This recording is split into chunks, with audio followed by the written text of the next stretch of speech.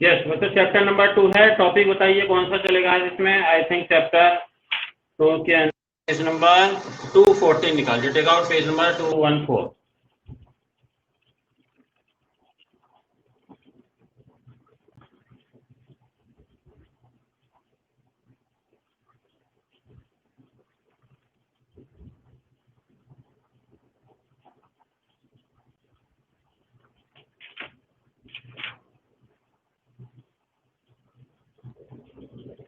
Yes, page number 214। Okay, थोड़ा सा मैं रिपीट कर देता हूँ।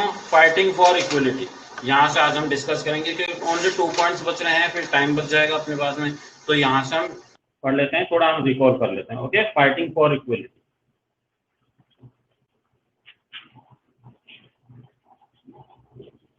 ओके, ज्योतिराव गोविंदराव फूले। पहले हम केस स्टडी है, लास्ट में डिस्कस करेंगे। ओके, क्योंकि अपनी सीक्वेंस में चलती रहती है, जो टॉपिक चलता रहता है वो फिनिश नहीं होता, ये बीच में आ जाता है। तो ये जो केस स्टडी है वो लास्ट में डिस्कस करेंगे। Okay, yes, fighting for equality. Fighting for equality क्या है?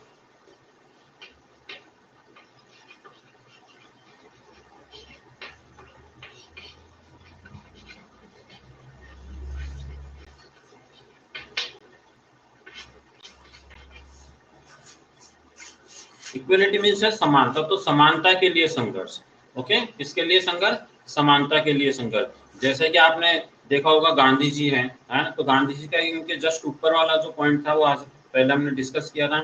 उसमें मेन तो क्या था, जो अनटचेबल्स थे, तो उन्होंने उनके साथ में काफी भेदभाव किया जाता था। तो गांधी जी ने सबसे पहले उनको क्या किया, उनको बराबर लाने के लिए उनका नेम चेंज किया, यानी कि उनको हरिजन नाम दिया उन्होंने, और लोगों को बताया कि ये भी अपना वर्क प्रॉपर वे में करता है, जो इनका वर्क है, और अपनी सोसाइटी कंट्री के लिए इनका जो वर्क है वो भी काफी इंपॉर्टेंट है। तो इनके साथ में कोई भेदभाव नहीं होना चाहिए, उनको भी इक्वल राइट से मिलने चाहिए। ओके, उन्होंने संघर्ष भी किए। तो सेम इसी तरह का जो पॉइंट है वो नेक्स्ट वाला है कि सभी को इक्वल अपॉर्चुनिटीज मिले, सबको समान माने, उनके साथ में किसी भी तरह से कोई डिस्क्रिमिनेशन नहीं हो, चाहे वो एज के अकॉर्डिंग हो या जेंडर के अकॉर्डिंग हो, ओके, कास्ट के अकॉर्डिंग हो, रिलीजन के अकॉर्डिंग, किसी भी, या फिर कोई सी भी लैंग्वेज हो, ट्रेडिशनल कल्चर हो, या इंडिया में कहीं भी वो रहने वाला हो, सबके साथ में कैसा होना चाहिए, इक्वल बिहेव होना चाहिए, सबको इक्वल अपॉर्चुनिटीज मिलनी चाहिए, आप इक्वल राइट से सबको मिलनी चाहिए। ओके, तो उसके लिए काफी संघर्ष हुआ, काफी लोगों ने विद्रोह किए। ओके, और फिर बाद में जाके जब अपना देश फ्री हुआ, आजाद हुआ, कॉन्स्टिट्यूशन में लिखा गया कि सभी पीपल क्या हैं, इक्वल है, किसी के साथ में कोई डिस्क्रिमिनेशन या भेदभाव नहीं किया जाएगा। ओके, यही आज हम इसमें डिस्कस करेंगे। देखो, the struggle for freedom was also fight for equal status in society. जो फ्रीडम का जो स्ट्रगल था वो साथ में किस चीज का स्ट्रगल था, इक्वलिटी का भी स्ट्रगल था, दोनों ही साथ में ही चल रहे थे। हमने थोड़ा सा रीड कर लिया था पहले, एक बार और कर लेते हैं। ओके,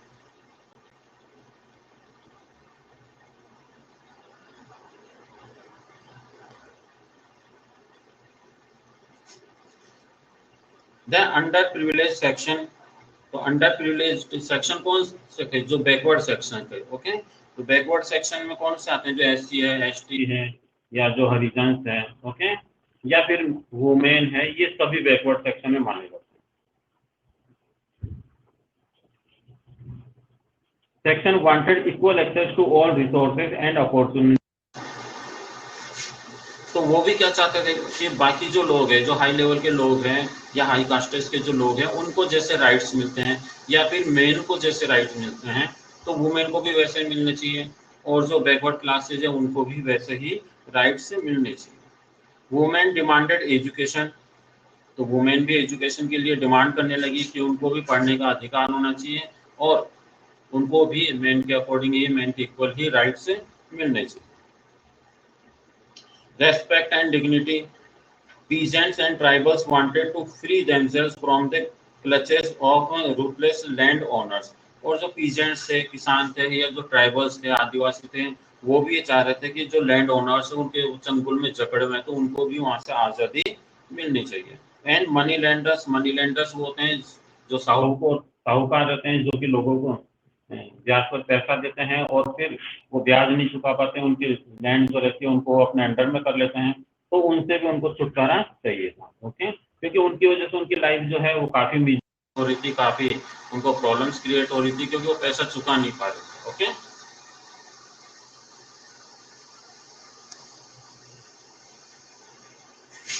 बच्चों आज आपकी अटेंडेंस होगी। ओके, जो बच्चा बीच में लीव कर जाएगा उसकी एब्सेंट लगेगी। तो आप ये सुन लीजिए, सभी स्टूडेंट्स को पूरे टाइम रहना है। अगर आपने क्लास मिस की या बीच में चले गए तो आपकी एब्सेंट हो जाएगी। अभी 14 स्टूडेंट्स हैं, मैं इनकी अटेंडेंस ले लेता हूँ, 1 मिनट लगेगा। ओके,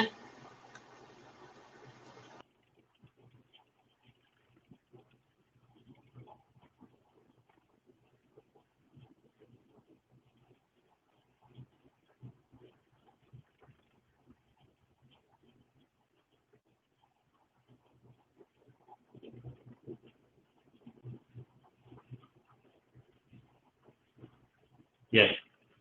तो जब भी आप बाई चांस 5 मिनट लेट आ रहे हैं तो आप मेरे पास मैसेज जरूर कीजिए, है ना, गुड आफ्टरनून वगैरह कर दीजिए, तो उसमें मैं आपकी अटेंडेंस लगा दूंगा।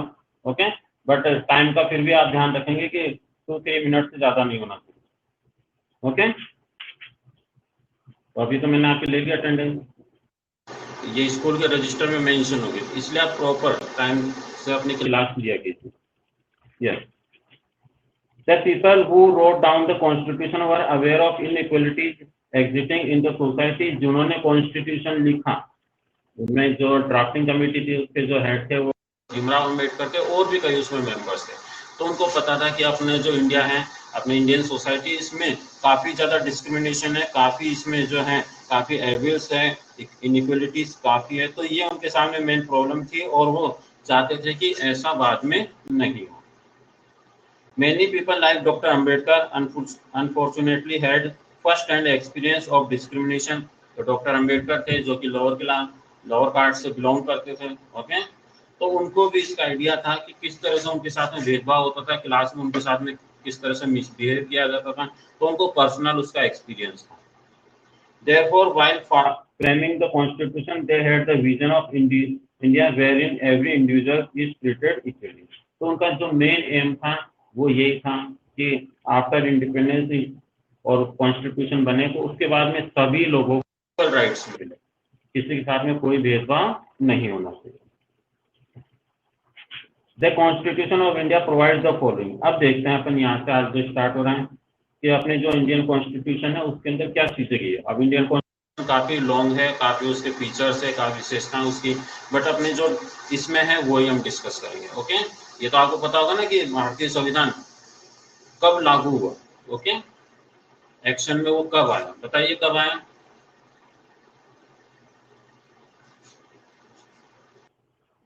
वंश शेखावत, मनीष नाथावत।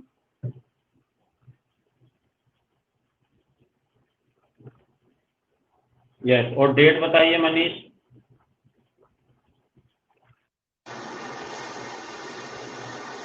26 जनवरी। ओके, 1950 से लागू हुआ था।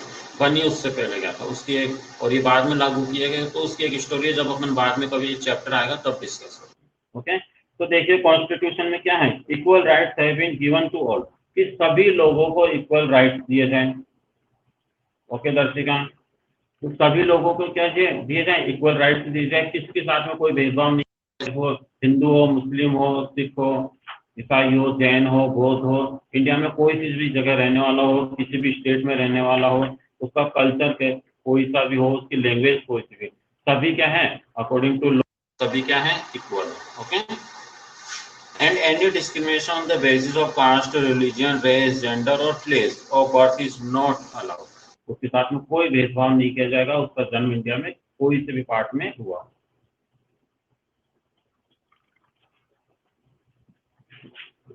The state has been given the power of favor disadvantaged groups, include women, children, scheduled caste, scheduled tribes, other backward classes, minorities and physical challenged people। अब माइनॉरिटी क्या है, बाकी तो मैंने बता दिया। जो कंट्री रहती है उसमें 2 टाइप्स के लोग रहते हैं, मेजोरिटी एंड माइनॉरिटी। तो मेजोरिटी तो वो रहता है जिस रिलीजन से बिलोंग करने वाले लोग ज्यादा रहते हैं। ओके, तो वो तो मेजोरिटी हो गई। और माइनॉरिटी क्या है, माइनॉरिटी है जो कि संख्या में कम है। जैसे अपने इंडिया देखिए, तो इंडिया में क्या है, हिंदू ज्यादा है, तो ये मेजोरिटी हिंदुओं की है। बट माइनॉरिटी कौन सी है, जैसे मुस्लिम है या सिख है या क्रिश्चियंस हैं, ओके, तो ये माइनॉरिटी में आते हैं, ओनली मुस्लिम्स नहीं आते, है ना, अदर भी आते हैं जैसे कि सिख है, क्रिश्चियंस है, ये भी माइनॉरिटी में आते हैं जिनकी संख्या कम है। ये सभी तो कई कंट्रीज में क्या होता है, जो माइनॉरिटी है उनके ऊपर जो मेजोरिटी वाले हैं वो रूल करते हैं और उनको कोई राइट्स नहीं देते। तो इंडिया में ये व्यवस्था की गई कि जो माइनॉरिटी वाले हैं उनको भी इक्वल राइट्स दिए जाएंगे।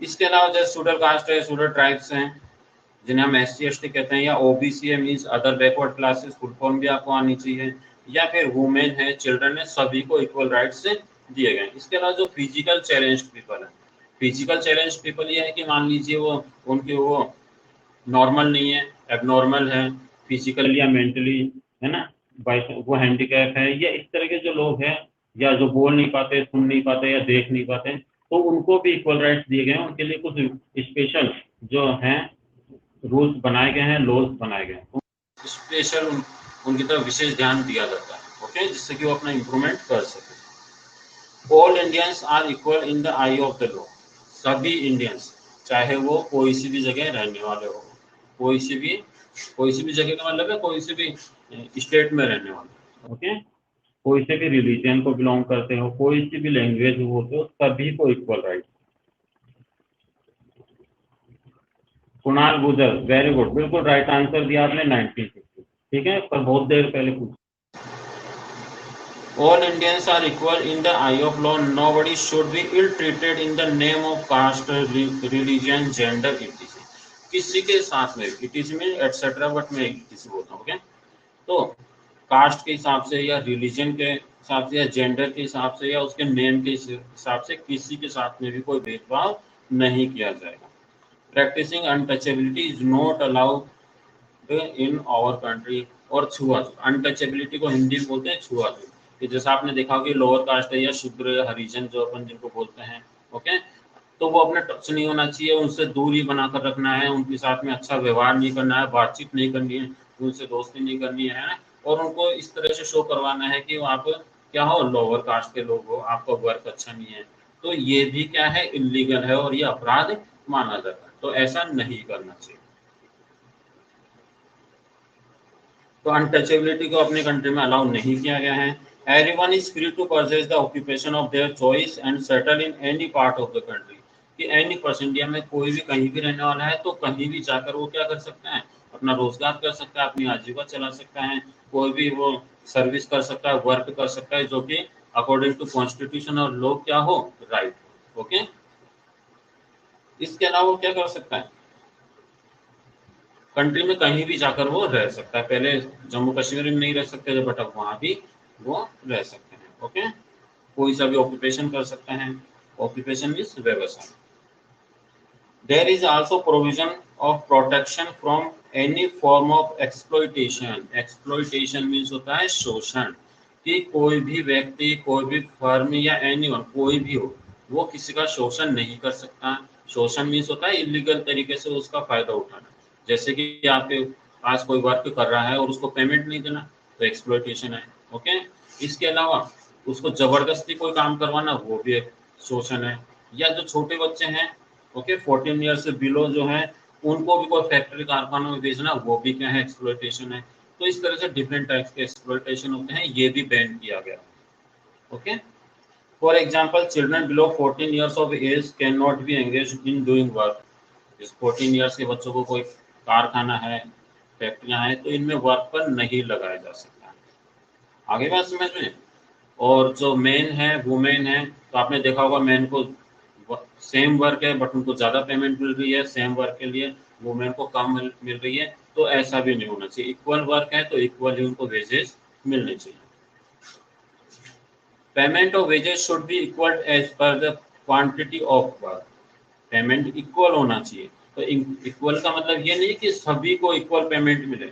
जैसे हॉस्पिटल है, डॉक्टर है, वहां पर SMS हॉस्पिटल है, तो डॉक्टर को जितना पेमेंट मिल रहा है उतना ही वहां पर पियोन को मिले, ऐसा नहीं है, ओके। इक्वल पेमेंट का मतलब ये नहीं कि सभी को इक्वल पेमेंट मिले, अकॉर्डिंग टू उनके वर्क, ओके, उनका वर्क है, एक्सपीरियंस है, उनका टैलेंट है, उसके अकॉर्डिंग उनको इक्वल मिलना चाहिए, ओके।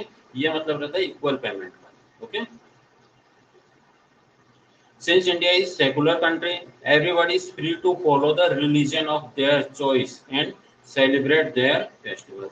तो इंडिया क्या है, एक सेकुलर कंट्री। तो सेकुलर मीन्स क्या होता है, धर्मनिरपेक्ष। मैं लिख रहा हूँ, आप भी लिखना सेकुलर।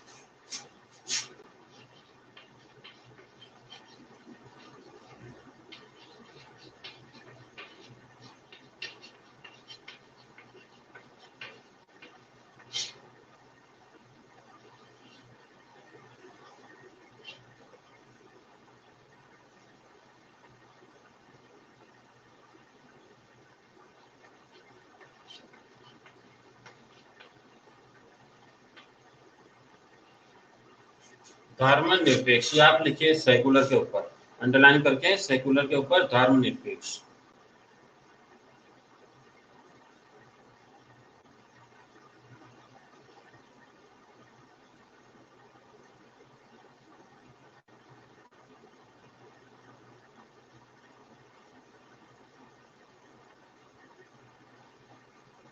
लिख लिया आपने?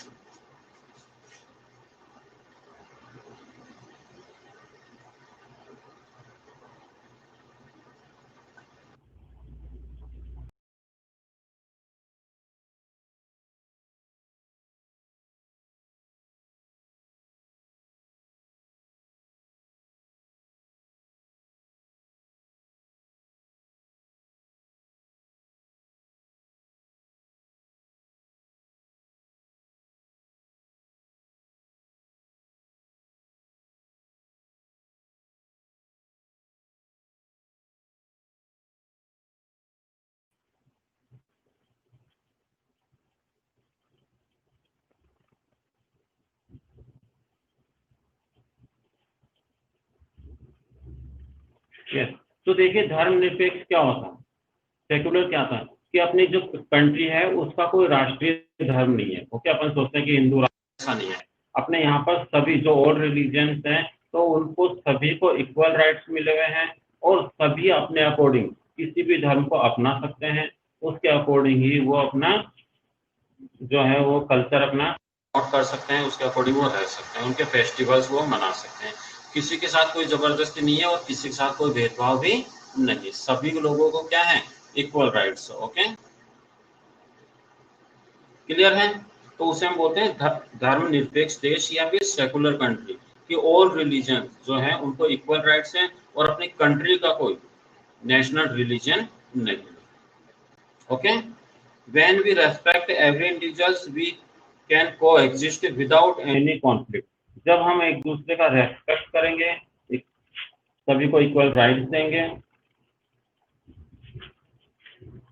तो हम क्या कर सकते हैं, विदाउट एनी कॉन्फ्लिक्ट, तो हम बिना किसी मतभेद के रह सकते हैं। इक्वल राइट्स से सबको, सब अपना अपना वर्क कर रहे हैं, अपने अकॉर्डिंग रह रहे हैं, किसी के साथ कोई भेदभाव नहीं है, तो इजी वे में रह सकते हैं और उनमें आपस में कोई लड़ाई झगड़े भी नहीं होंगे, कोई मतभेद नहीं होंगे। एवरीबॉडी कैन यूज हिज और her skill and talent for the betterment of society. और हर कोई अपना जो सोसाइटी को है वो अपना बेटर देने की कोशिश करेगा, उसकी जो स्किल्स हैं, है ना, कौशल है वो और टैलेंट है, उसका वो अच्छा यूज करेगा, जिससे कि अपनी सोसाइटी और कंट्री को उसका फायदा मिलेगा।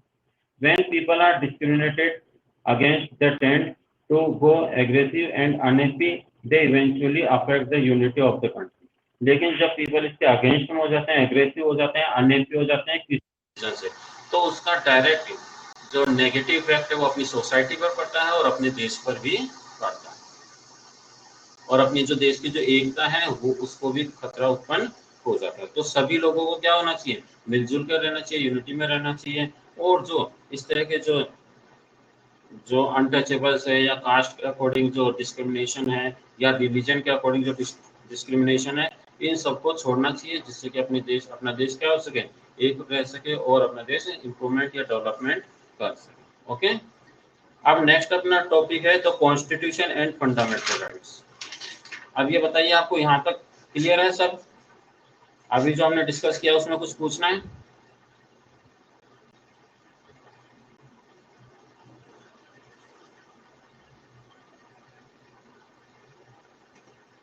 कुछ पूछना है, any doubt?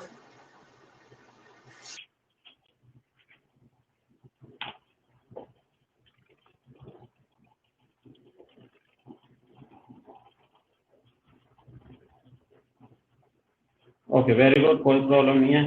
The constitution and fundamental rights काफी स्मॉल सा दे रखा है, बाकी ये टॉपिक काफी लॉन्ग होता है। ओके, फंडामेंटल राइट्स है वो भी 6 होते हैं, पहले 7 थे 6 हो गए। ओके, तो इसमें शॉर्ट में दे रखा है केवल। In the third part of our constitution it is mention that every citizen irrespective of caste, creed, race and religion has the right to enjoy the fundamental rights, कि चाहे वो किसी भी धर्म का हो, किसी भी कास्ट का हो, और कोई सा भी उसका कल्चर हो, कोई सा भी उसका जेंडर हो। ओके, सभी लोगों को अपने जो इक्वल राइट्स, जो अपने को राइट्स दिए गए हैं वो सभी को इक्वल दिए गए हैं, और अपनी जो इक्वल राइट्स हैं, फंडामेंटल राइट्स हैं, उनको वो फॉलो कर सकता है। ये सभी के लिए इक्वल है। प्रोविजंस वर, और ये कौन से पार्ट में लिखा है? थर्ड पार्ट में, ये बहुत मोस्ट है। Okay, in the third part of our constitution, तो इसके आप अंडरलाइन कीजिए। अपना जो कॉन्स्टिट्यूशन का थर्ड पार्ट है उसी के अंदर इन फंडामेंटल राइट्स के बारे में लिखा हो।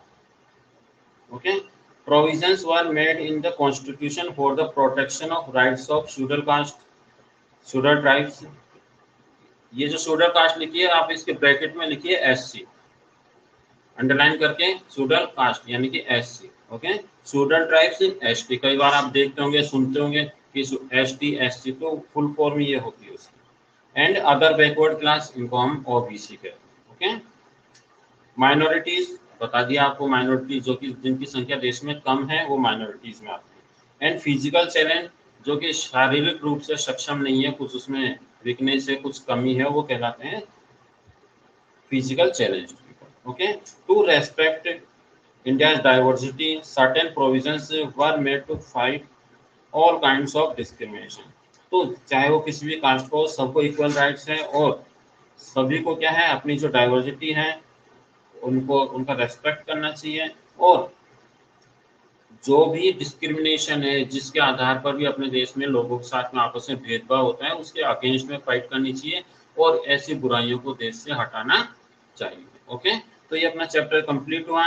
आपने इसमें फंडामेंटल राइट्स वगैरह के बारे में ज़्यादा डिस्क्राइब नहीं किया गया, वो नेक्स्ट तो किसी लेसन में आ जाएंगे, फिर हम करेंगे। ओके, आई थिंक वो अपने 4th लेसन या उसके बाद वाले में आएंगे। नेक्स्ट अपना कौन सा टॉपिक बच रहा है इसमें? ज्योतिराव गोविंदराव फुले। ओके, ये भी हम फिनिश कर देते हैं। देखिए, take out page number 214, page number 214।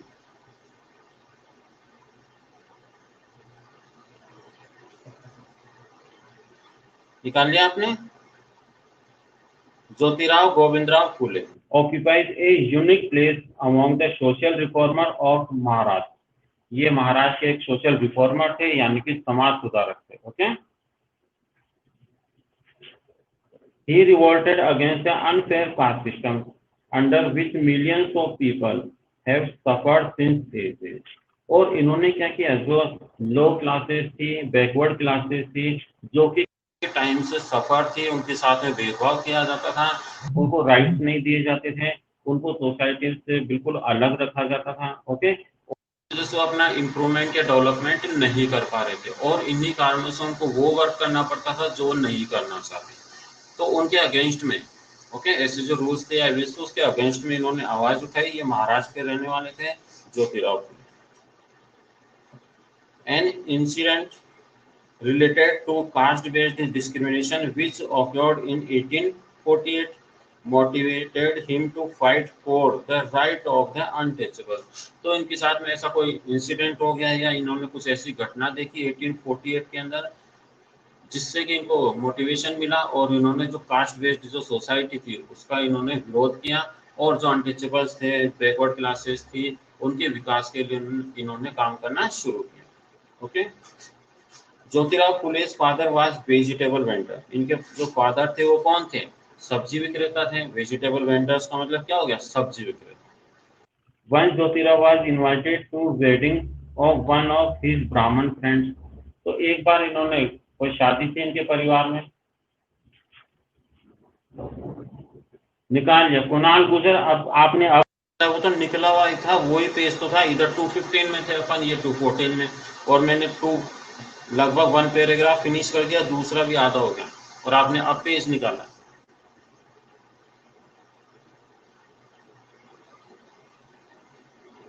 और ये 12 स्टूडेंट्स है, बाकी 2 कौन लीव हो गए? 2 स्टूडेंट्स मिस है, उनके एब्सेंट लगेगी। यस, वेडिंग वन, तो एक बार उन्होंने अपने घर में कोई शादी थी, तो उसके लिए उनका एक फ्रेंड था ब्राह्मण, उनको उन्होंने इनवाइट किया। As his friend was taken in a procession, Jyotirao was also a part of the wedding processions. When his friend relatives realized that he belonged to a lower caste, okay, तो वो सब वहां पर खुश थे, लेकिन उन्होंने देखा कि ज्योतिराव फुले क्या है, लोअर क्लास या लोअर कास्ट से बिलोंग करते हैं। They insulted and ill treated him, तो उन्होंने उनकी उनकी इंसल्ट की, उनके साथ में बुरा व्यवहार किया। ओके, जैसे उनको पता लगा उनके जो फ्रेंड है ज्योतिराव फुले, ये लोग लोअर क्लास या लोअर कास्ट से बिलोंग करते हैं, तो उनके फ्रेंड्स ने उनकी इंसल्ट की, उनके साथ में बुरा व्यवहार किया। Jyotirao was so hurt that he return home with tears in eyes, तो वो बहुत ही उनको अच्छा नहीं लगा और वो रोते हुए घर आ गए। At home he recounted the painful experience to his father, who tried to calm him, तो उन्होंने अपने पिताजी को ये बात बताई और उन्होंने उसको उनको शांत रहने के लिए कहा। After this incident he decided to stand and fight for the right of the deprived segment in the society, तो उस इंसिडेंट के बाद में उनको ये उन्होंने ये सोच लिया, उन्होंने ये दृढ़ निश्चय कर लिया कि वो अब क्या करेंगे, ये कास्ट बेस्ड जो सोसाइटी है, जिसमें लोअर कास्ट के लोगों के साथ में भेदभाव किया जाता है, उनकी इंसल्ट की जाती है, तो उनके अगेंस्ट में ये काम करेंगे और इस बुराई को दूर करेंगे। Okay, the small incident from Phule's life clearly show that caste is so deep rooted in our social system, तो ये काफी छोटा सा इंसिडेंट था उनके लाइफ का, लेकिन उस इंसिडेंट से यह पता लग गया कि अपनी जो सोसाइटी, इंडियन सोसाइटी है, उसमें कास्ट के आधार पर जो भेदभाव होते हैं, ये काफी गहरे रूप से हैं। ओके, और ये काफी पुराने हैं। That is not only Danish people to access better economic breaks, but also Danish them respect and dignity, तो ये जो इस तरह की जो सिस्टम है, वो केवल किसी जो लोग रहते हैं उनको डेनिश यानी कि उनको कम नहीं करते, यानी कि उनकी जो क्वालिटी है उनको कम नहीं करते, उनका पतन नहीं करते, बल्कि ये उनका जो रेस्पेक्ट है या उनका जो डिग्निटी है, उस पर भी ये बुरी तरह से आघात करते हैं। Can you imagine how difficult life would be if people sniggers at you because you belong to oppressed caste. आप खुद सोचिए कि अगर आप लोअर क्लास से बिलोंग करते हैं और जो अदर कास्ट के लोग हैं, अपर कास्ट के लोग हैं, वो आपके साथ में क्या करें, मिसबिहेव करें, बुरा व्यवहार करें आपके साथ में, तो आपको कैसा लगा? Imagine the flight of people who go through the everyday, तो उनके बारे में सोचिए कि जो लगभग रोज ओके जो लोग रोज इस तरह की कंडीशन से निकलते हैं, तो उनको कितना बुरा लगता होगा। तो इस तरह से ये जो स्टोरी दी गई है, उसका मेन एम यही है कि हमें किसी के साथ में कोई भेदभाव नहीं करना चाहिए, चाहे वो लोअर क्लास का हो या किसी का हो या फिर वुमेन हो, तो हमें सबको इक्वल समझना चाहिए। ओके, क्लियर है बच्चों? और कुछ पूछना है आपको इसमें? राइट हैंड पर देखिए 215 के अंदर एक ये डायग्राम, इसमें एक पिक्चर दे रखी है, first page of the constitution of India, तो ये अपना प्रीएम्बल कहलाता है। ओके, ये अपना क्या है, कॉन्स्टिट्यूशन का प्रीएम्बल है। तो अपना जो कॉन्स्टिट्यूशन है ये काफी लॉन्ग है, वर्ल्ड का सबसे लॉन्गेस्ट कॉन्स्टिट्यूशन है अपना इंडिया का, और रिटन कॉन्स्टिट्यूशन है। तो ये पढ़ना और समझना हर किसी के बस की बात नहीं है। ओके, क्योंकि इसकी जो लैंग्वेज है वो भी टफ रहती है, हर कोई इसको समझ नहीं पाता। तो उस पूरे कॉन्स्टिट्यूशन को शॉर्ट के अंदर ओके कुछ वर्ड्स के अंदर एक पेज में लिखा गया है, फर्स्ट पेज के अंदर, जैसे अपनी बुक में कंटेंट्स रहते हैं चैप्टर के बारे में, उसमें कुछ चैप्टर्स के जो चैप्टर्स के नेम है वो लिखे हुए रहते हैं, तो उसी तरह पूरा जो कॉन्स्टिट्यूशन है उसको शॉर्ट में लिखा गया है, उसका हम प्रीएम्बल कहते हैं। तो ये प्रीएम्बल है। ओके, तो आप इसको रीड करना। ओके, कि इसमें प्रीएम्बल में क्या है, सेकुलरिज्म है, ये सब चीजें इसमें बताई गई। ओके, क्लियर है स्टूडेंट्स? अब आते हैं अपन इसमें एमसीक्यूज। ओके, एमसीक्यूज आप बताएंगे इसमें पेज नंबर 213 पर आइए। On the page number 213।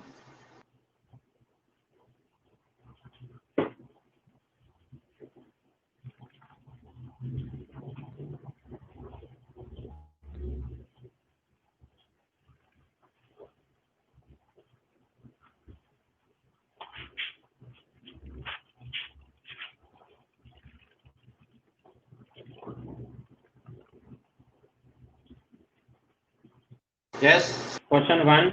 Pick the correct option. Dash means unreasonable dislike or preference for a particular group or person over another. कि डैश में कुछ लिखना है कि ये एक ऐसी चीज है अनरीजनेबल है कि हम किसी पार्टिकुलर पर्सन या पीपल के बारे में कुछ भी सोच सकते हैं, तो उसे हम क्या बोलते हैं? स्टीरियोटाइप बोलते हैं, प्रीजुडिस बोलते हैं या डिस्क्रिमिनेशन? संजय पवार ने कहा answer C, I think it is wrong.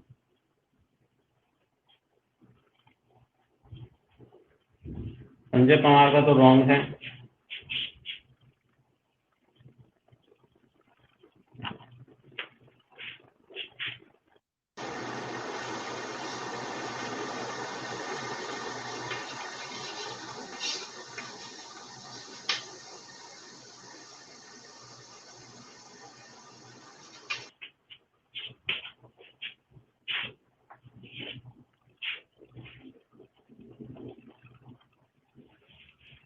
Manish and भव्य का राइट है। Okay, prejudice B.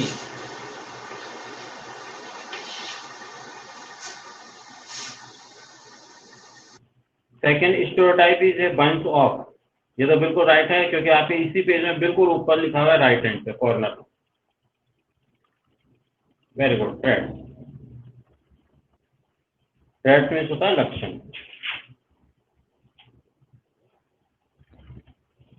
Okay,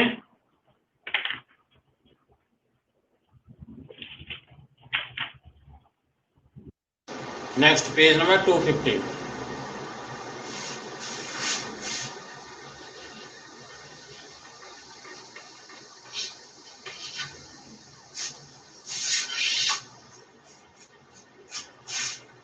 discrimination is the opposite of. Discrimination किसके ऑपोजिट है बताइए? पास्ट आपको ही बताना है ये।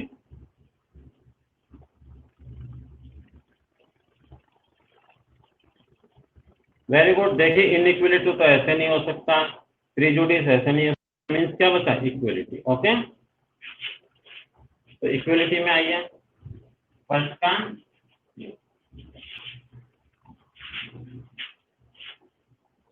The constitution of India gives power to the state to favour dash group.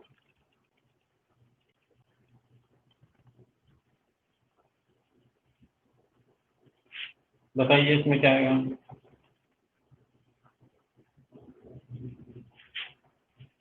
Manish ने ट्राइबल कैसे बता दिया? ऋतिका तो का आंसर फिर भी राइट लग रहा है मुझे डिसएडवांटेज में, और इसमें सी ही होना चाहिए।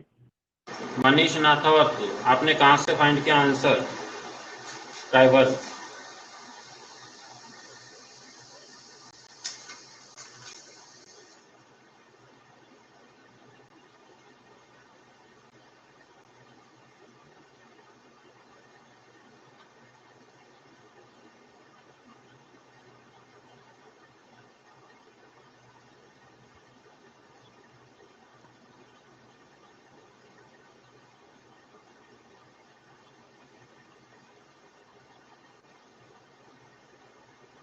आंसर इसमें लिखिए आप डिसएडवांटेज। ओके, उसमें सभी लोग आ जाते हैं, ट्राइबल भी आ गए, बाकी भी आ गए, तो इसमें सी कीजिए। Okay,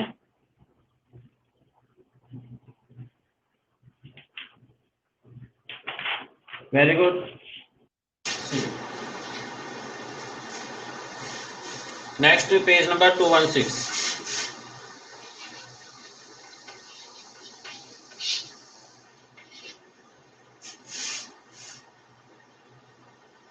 The biggest disadvantage of stereotype is that it tends to ignore the unequalness of. तो biggest disadvantage क्या है stereotype का? Countries, individuals या religion?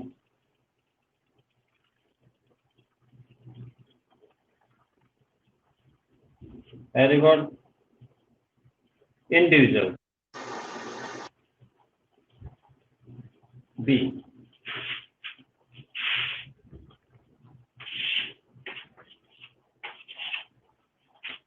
And second, which of the following is about discrimination? Discrimination के लिए कौन सा point इसमें राइट है? Means treating someone or some group unfairly. Discrimination is the opposite of equality. I think दोनों होने चाहिए. Okay? Second का क्या होगा?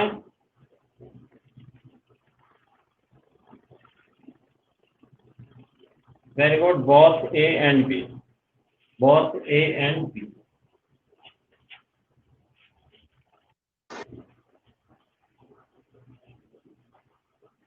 ओके. नेक्स्ट लास्ट वाले बिल्कुल नीचे वाले इसमें एमसीक्यूज में आइए.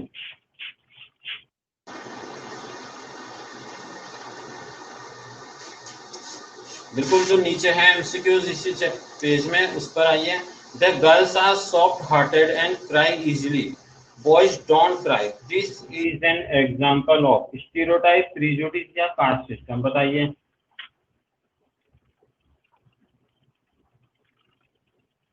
क्या होगा इसका?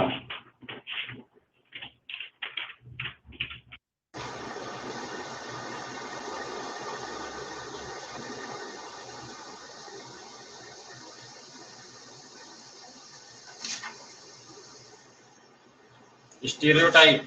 अभी तक आंसर नहीं आया आपको?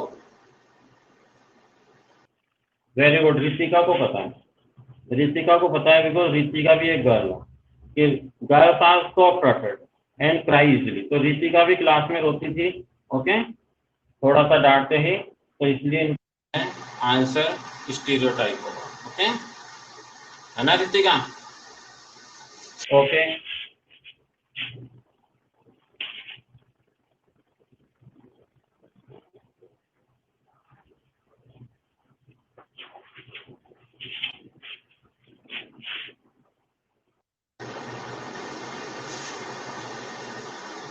ओके.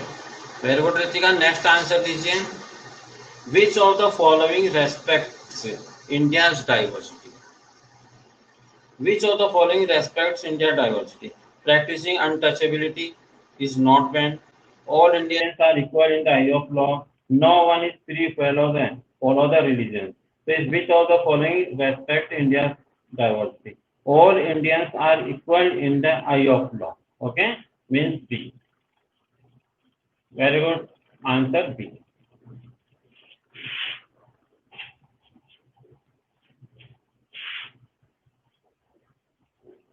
Clear है स्टूडेंट? बाकी एक्सरसाइज है या जो भी है क्वेश्चन आंसर मैं आपको सेंड कर दूंगा. ओके.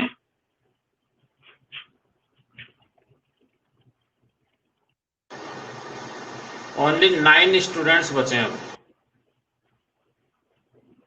बाकियों के मैं एब्सेंट लगाऊंगा.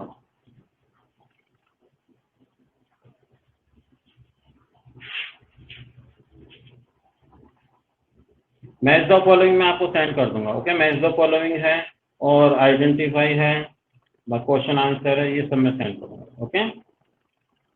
Bye. Have a nice day.